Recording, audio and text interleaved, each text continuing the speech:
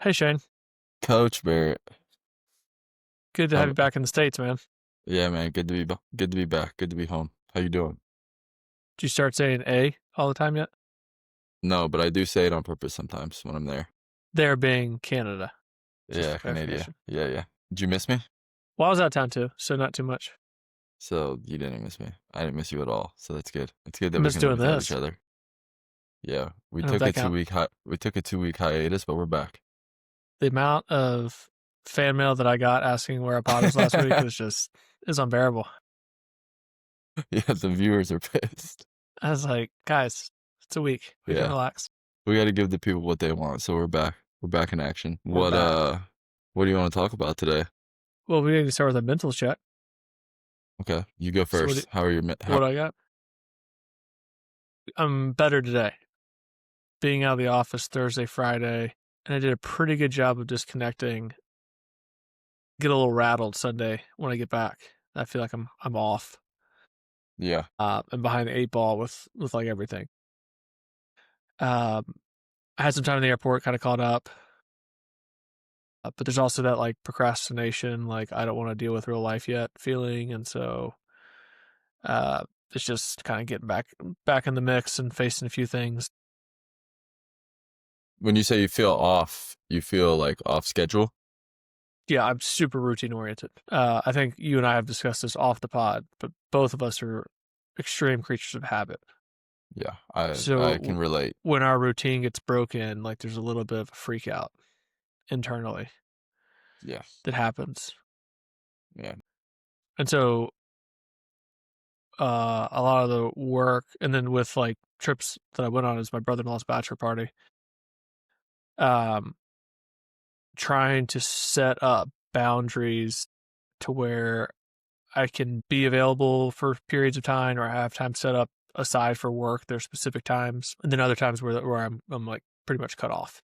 yeah, So we try to set good boundaries with everyone that we work with. Where like no one's expected to return a Slack message on Saturday, stuff like that. But just being gone for the 2 days and then trying to get back into it just a little bit off. Trying to put into practice all the stuff that I've worked on with our friend JR in the Clutch Club, with uh, basically having healthy boundaries between work and home. That's helped a ton. And then it's just a weird time of year for us in August every year with the business. So it's dealing with some things that we don't normally. It's all the summer memberships are ending and people are going back to school and don't know what to do and all that stuff. So it's just a different time of year where I have to deal with different problems that I don't like dealing with. So that comes into yeah. play as well. Everybody's transitioning from the summer schedule to the school season schedule. Yeah, makes sense. Well, I can relate to the off the routine thing. I was gone for just about 2 weeks and enjoyed my time. I was able to still work out and stuff, but like it's just different when you're not doing it here, you know. Oh Uh, yeah, when you're out with the me, the morning that's what you meant. the morning routine is different. So I take a lot of pride in my morning routine. It's a part of what makes me feel productive. So not doing that potentially it can take a toll on me. But at the same time, it was good to get away. I've been home for, I mean, how long Too long. were we were I'm not saying working that to on? hate on you, but like Yeah. you've never been home for this long in your life. So, or since Yeah, you turned 20. I've been home for too long and we've been grinding, and so it was good to get away and be able to not think about not having a locker for a few days and be in the wilderness. We went whale watching, and for the listeners that don't know where I went, I was in Vancouver and we went whale watching. We didn't see any orcas, unfortunately, but we did see some humpback whales, and that was insane. Yeah, we Have you need ever to. I seen think I haven't ever seen a whale in person though. humpback whale? Is like I mean, this thing is enormous, dude. How far away were you from one? What's the closest you got? Well, Did you say well or whale? no, well, Okay. the I don't know what the exact term or the proper term for the person that like takes you on the boat to go see them. Like there's a captain driving the boat, and then there's like a woman who was a marine biologist, and she was the one like telling us about the whales and describing things or whatever. but she had been doing that for 12 years of her life. And what we experienced on that boat, she claimed she had never experienced before. And what that was is the whale, I guess the whales, when they see a boat just kind of sitting there, they call it mugging, and they'll go and they'll just kind of like, it looks like they're kind of like bumping the boat to like let the boat know like, yo, you're on my space. It's not like threatening or anything. It's just kind of like they just kind of get close to the boat, but it's very short period of time. It's like 2 seconds and then they go back under. But in our scenario, this whale came up to the boat and was like literally just laying next to the boat. And like 4 or 5 minutes was just kind of laying there. And then at one point, like just his head was sticking out of the water like this. And it was like he was just kind of looking at us. And then he'd go back under and then kind of like come back up and kind of lay there and blow, like breathe. And the captain, who'd been a captain on the boat that watches whales, and the woman, the marine biologist, were both freaking out, like had their own phones out, their personal phones, like filming the whale and doing everything. And then when we were done with that, we asked, like, is that normal? And the one woman was like, no, I've been doing this for 12 years. I've never seen anything like that That's before. pretty sick. Yeah, so apparently we experienced like something super rare. Having said that, I was really hoping to see one like jump out of the water, but we didn't see that. But we did learn a lot, obviously, about whales. And one of the whales, so they name them. Apparently, I'll teach you about whales today. This will be the whale episode. So apparently, the bottom of the whale tail, like the bottom side of it, is like our fingerprint. There's no two that are the same. Interesting. So these people that watch whales all the time, when they see a whale, they look underneath the tail, and then they like document it or whatever, and then they can tell, they name them, and that's kind of like how they track the whales. Like none of them have like GPS trackers or nothing. They just see the tail, and then they're like, oh, that's so and so or whatever. That's Steven. This whale that was laying next to our boat, like playing with us, his name was Nike, because under his thing, he had like a little white spot that looked like a Nike check. And so that's how you can tell which whales are what. But Nike was like, after he laid by us for 5 minutes, he like went to show off and like swam away. And then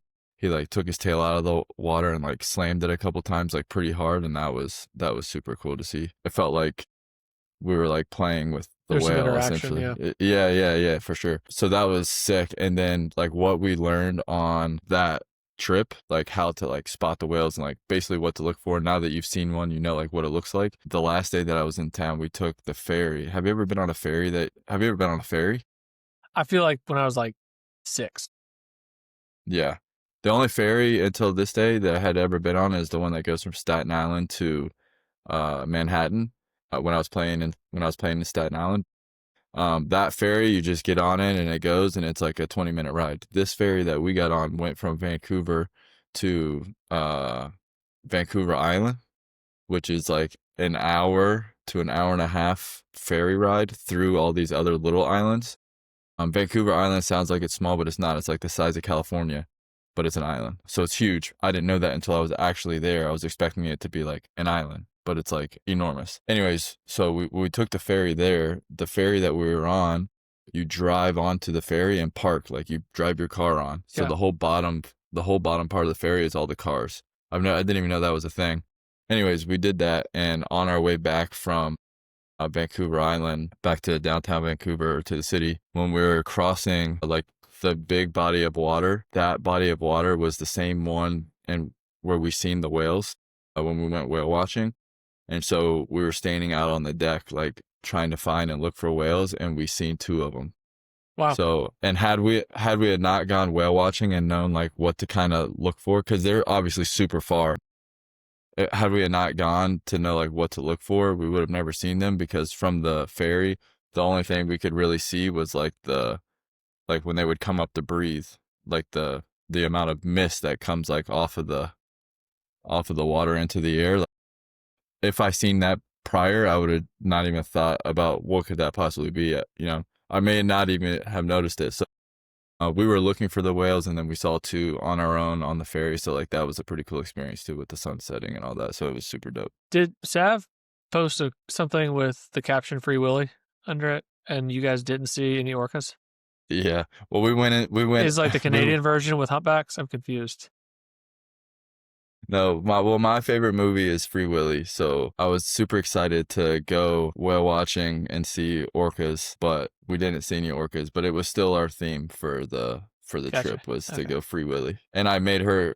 She had never seen Free Willy before, so I made her watch it, and so it was a whole thing.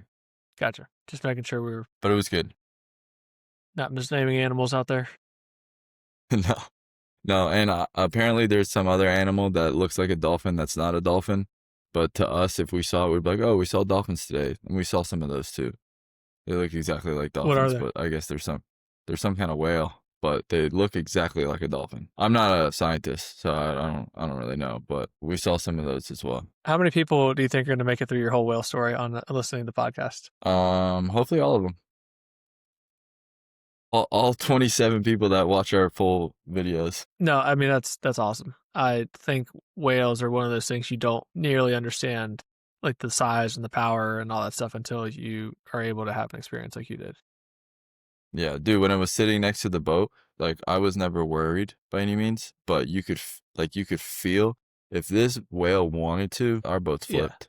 yeah, Like I mean, he was huge. He was yeah, twice, if not three times the size of the boat we were on. It was enormous. yeah, Like and you could just kind of like feel the power, and you're in the middle of the ocean. Like it's an experience for sure. I recommend it. I'll do it again. The next time I'm able to go whale watching, I'll go whale for watching sure. Do it. again. It Yeah, was sick. that sounds awesome.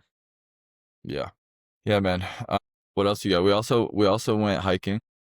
We went Okay. on a 5 hour hike, 2.5 hours there, 2.5 hours back.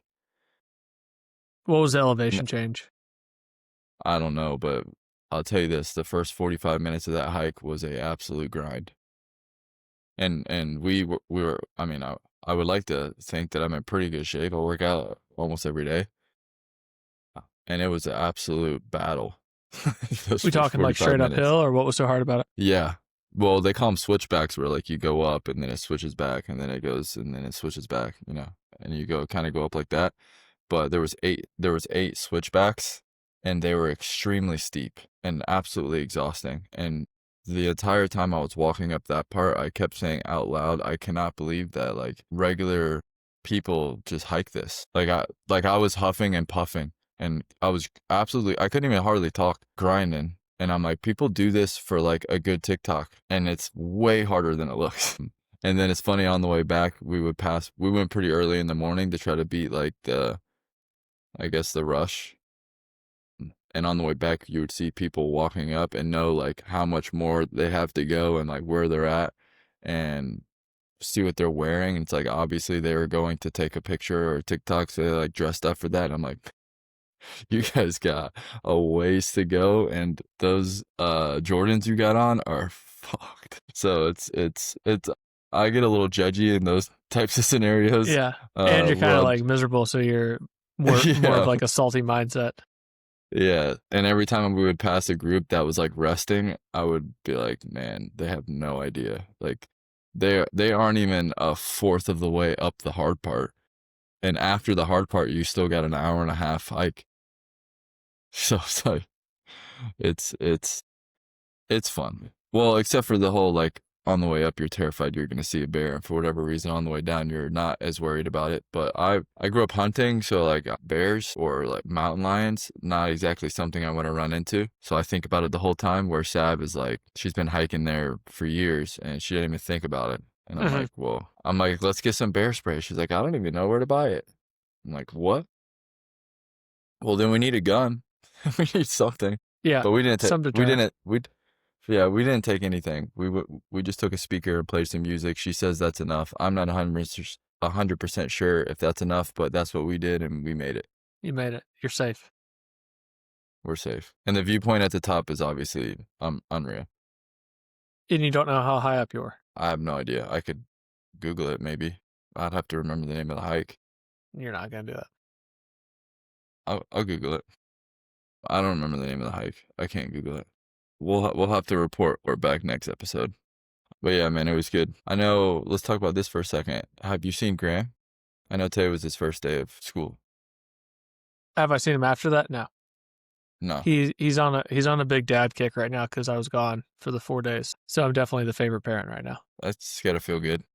Feels amazing. Lindsay's Yeah. So probably pissed. First day of school today for the little man. He said he's going to like a 2-day-a-week deal. And walked right in, sat down the puzzles, didn't even look up. So he's just on to the next Not thing. even worried about it. Yeah, Lindsay got a good report. Lindsay got a good report back from the teacher, so it seemed like everything went well. He did not like going this summer. We put him in like a summer camp there, which is 3 days in a row. Mm-hmm. Didn't like 3 days in a row. Day 2, he's like, nah, I'm good. I don't need to go back today.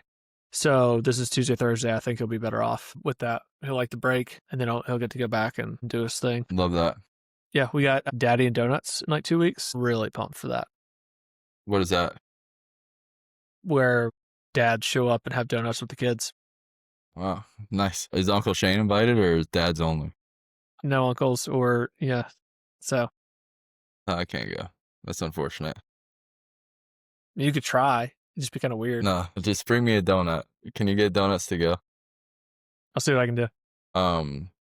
Appreciate that. What else you got, man? Well, I had a blast on this Bachelor trip I went on. It's a place called Purcell Farms in Alabama, middle of nowhere, 3,500 acres, pristine golf course, and it was open, like it's a good resort course, like a really fun course to play. Played 4 rounds in 3 days, so that was a lot, but we had such a good time. That is a lot. Yeah, we had such a good time. It was worth it. The only thing that was annoying.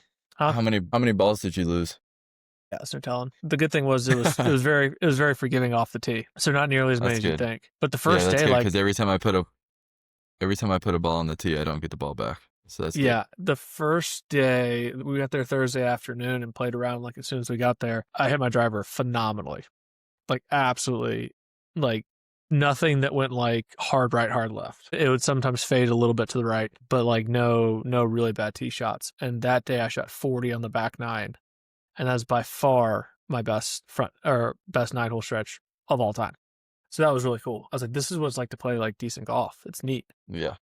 I get why people like this more than what I do. Mm-hmm. So that was a lot of fun. That's gotta feel great. I don't think I've ever been close to that. Yeah. Like, I mean, there's basically no super errant shots. And I doubled the last, which was a pain, but I hit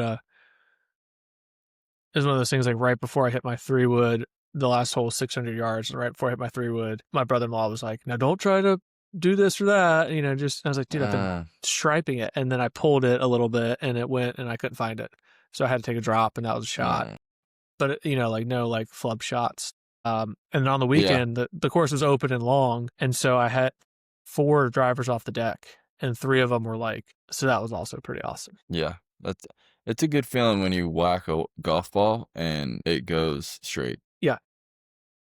And far. But more importantly for me, straight.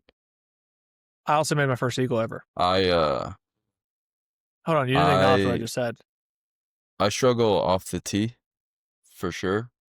But the worst thing about my game is when I do have a good drive, like if I actually do hit my drive into the fairway, my next shot sucks. Every time. It's like my brain, it's like I know I got a chance for a good hole here, and so I'll just absolutely fuck my next shot, basically. But my best personal round ever is a 92, which I'm extremely proud of, although I probably shouldn't be. But I hope to get something in the 80s at some point in my life. It would be nice to be able to just shoot some 80s. Like, yeah, for sure. On a regular basis. Yeah. Did you hear me say I made an eagle? You met an eagle? Made an eagle. You made an eagle. No, for the people listening and watching, we had some technical difficulties. We lost connection. We're back. But we're back. And I don't know the last thing you heard me say either. I was having a hard time hearing you, so I just started rambling. But yeah, because I was trying to talk about how I made an eagle, and you just kept going. And I was like, that's messed up, dude. This is a big deal. Yeah. You just don't care about my eagle? No. Par 5, I assume? Yeah, hit a 3-wood to like 5 feet. Probably 250-yard shot from my 3-wood. It's like the most perfect fade. It looked like I knew what I was doing. It was incredible. Yeah. And I actually made the putt, because usually 5-footer, for eagle, you get a little shaky. Drilled it. And that was the first hole on the back 9 where I shot 40. Were you guys playing any kind of games, or you guys were just out the first round? It was just myself, my 2 brother-in-laws, and my father-in-law. So we were just playing our own ball out there. younger brother-in-law had shot like a 78. That was like the round of his life. So it was a lot of fun. Like everyone, it's just a really cool course because it's open. Yeah. You can swing at it. You're not losing balls everywhere. The turf's amazing. And then like we shot skeet Saturday morning. Just had like I call it a redneck luxury lounge. Like that's kind of what it was. So it was pretty sick. Big win. Yeah, sounds. We talked about Whoop data before. This is where I think it actually comes in handy a lot. Not the best recoveries, Wowzer, as you can imagine. Trying to weigh. I don't know if anybody's. Hold on. I don't know if anybody has ever had good recovery on the Whoop during a bachelor party. Yeah, you kind of shouldn't, even if you're not drinking. Like, that's where, again, like a whole nother life discussion is balance, right? You talk about your vacation and getting away for a few days and just kind of resetting mentally. And for me, it was like I was tired. Like I wanted to go to bed at 11:30. Can't really go to bed at 11:30 at a bachelor party. So staying up, managing. Like one night, we had some Pappy Van Winkle. Gonna have a glass. Like you can't not have a glass. I don't even know what that is. It's super high end whiskey. What is that? Bourbon. I think it's bourbon if it's for some type of You're a bourbon guy. Yeah. So some of that, and just nothing got out of control. Did a really good job with that, and but still, like I'm going to bed at 12, 1:30, something like that each night. I've had a few drinks over the course of the day. Eating late. Eating schedule's all off. So I slept like crap because of all the other things. And then any type of drinks just wreck my recovery. So I think I had like 2 glasses of wine the first night, like just with dinner. And that was it. And then wake up and I'm terrible recovery. But never felt bad in the morning. And then my plan all along was I had a weird flight schedule on Sunday. So I got up and ate breakfast. And I'm a big believer in fasting when you're traveling during the day now. So you don't eat crap. And 2, coming off of something like the bachelor party, with pizza one night, you're eating maybe a dog on the course. It's not, not the best dietary weekend ever. So I didn't want to compound that by eating more crap in the airport. And so I fasted from Sunday morning to Monday morning, and I woke up Monday morning 90% recovered. Wow. So big believer in the fast after a weekend like that. How many hours of sleep did you get Sunday night? 6.5. So nothing crazy. Wow. No, still behind. Yeah. Behind on sleep, but recovery skyrocketed. Interesting. And I felt like good yesterday. There wasn't any like lag day. Usually those Mondays are like, trying to get back to normal, and then Tuesday's a really good day. Yeah. I'm leaving town again tomorrow, but I'll be home on Saturday, and then I plan on doing a 3-day, or if you're interested. Yeah, maybe for when's that? Well, I'll be home. I'll be back in the RSP on Monday. So at some point next week, I'm probably gonna do a 3-dayer. But actually, I'm interested as well because I don't think I've ever paid attention to my recovery during a fast. So I have to pay attention to like what the recovery is each day for the fast. So I actually don't think Whoop has a metric on there for specifically for fasting, which is kind of absurd. But I don't remember ever having a bad recovery after a fast. I don't want to say I've been in the green every single time I've done a 24-hour fast, but it's always been good. And the other big thing I notice all the time is when I do my breathing in the morning, just as 15 to 30 inhale exhales, like max inhale, max exhale. My breathing through my nose is a lot easier. Like when you sleep? When I do the breathing in the morning when I wake up. Like I feel like I have less congestion, or like the airways are just better. Yeah, I could use that right now. I keep yawning. I was going to say, sorry for keeping you awake. Yeah, no, your conversation is just putting me to sleep. So boring. No, when I understand what you're saying. When you first started, I was just talking to one of the guys I work with doing the mental stuff about breath work. When you started doing that breath work for the first time, were you getting lightheaded at all? Because when I first started, I couldn't get past 8 breaths without feeling like I could maybe pass out. I wouldn't get that. It would be 20 for me. Like if I was doing, I think Brecca talks about 30 in the morning, like kind of fast inhale exhales. Usually when I get to 20, I start feeling that way. Not like I'm actually going to pass out and had to stop, but it was a little bit of a different feeling. Yeah, I had to battle through. It took me probably like a month or 2 to get past the super crazy lightheaded feeling. And then once I finally got past that, I never had it again, even when I took breaks. Like Yeah. I haven't done it. I should probably start that back up because I haven't done that in a month or two. But every time I've taken a little break and then got back to it, the lightheadedness hasn't came back. So I feel like whatever that breath work is doing to get me to that point and then past it has like kind of fixed whatever that issue was. And I grew up with asthma too, so that's a whole nother element. Like I haven't hit my inhaler in months. Like probably over 6 months, maybe Yeah, I longer. had like exercise-induced asthma as a kid, but I haven't used it since probably like one day in high school where we ran where it was like 35 degrees out. And that was probably the last time I used it. Yeah, I went through major phases with mine, and now I think most of my problems with the asthma as a kid that I was unaware of because people were just more unaware of any of it was what I was eating, I think was causing my breathing problems. Because now the only time I ever really feel it is if I go on like a 2 or 3 day bender of just eating BS. By day 3, I'll feel like I'm having some kind of problem breathing, and or I could be eating healthy if I have not every red wine, but a lot of times if I have a glass of red wine for whatever reason, that red wine, I don't know if it's like something that they put on the grapes or what it is, but that red wine will trigger it, and Uh-huh. I won't be able to fight through that. I'll have to hit it. And then every once in a while, if I get a margarita at dinner, whatever's in the margarita mix, if they have like the pre-made super sugary mix, I can't drink that because I'll have to hit my inhaler. But other than that, uh, I've been good, but I haven't had a glass of alcohol in a long time, so I haven't used my inhaler in Yeah. Yeah, months. definitely all that stuff's food related, right? Like it's just glyphosate or something that's on Yeah. they're using, which is basically poisoning your body. Yeah. But it's interesting to know that now where it's like as long as my diet's good, my breathing is perfect. As soon as I venture off the good diet or grab an alcoholic beverage, literally that night before I go to bed, I'll like feel Yeah. it coming on. I've heard a lot of people say the same thing about eczema. Eczema, Hmm. that's the skin thing. Hmm. That's interesting because I used to have that as well. I should know. But when I was a kid, my hands would peel like crazy during the summer or during the winter. So that's interesting. I didn't realize that. I thought that my hands were better because of beef tallow, but maybe it's the same Yeah. because of what I'm eating. I got a wrap. Interesting. So Uh, all right. Well, we'll wrap this thing up. You want to go with your no context question yeah, man. first? I know you're super excited about it. All right, go ahead. Would you ever go on like a legit storm chase where you're like in a car driving towards a tornado or tornadoes? No, absolutely not. I don't fuck. There's a few things that I want no part of. Tornadoes are one of them. Sharks are probably another one.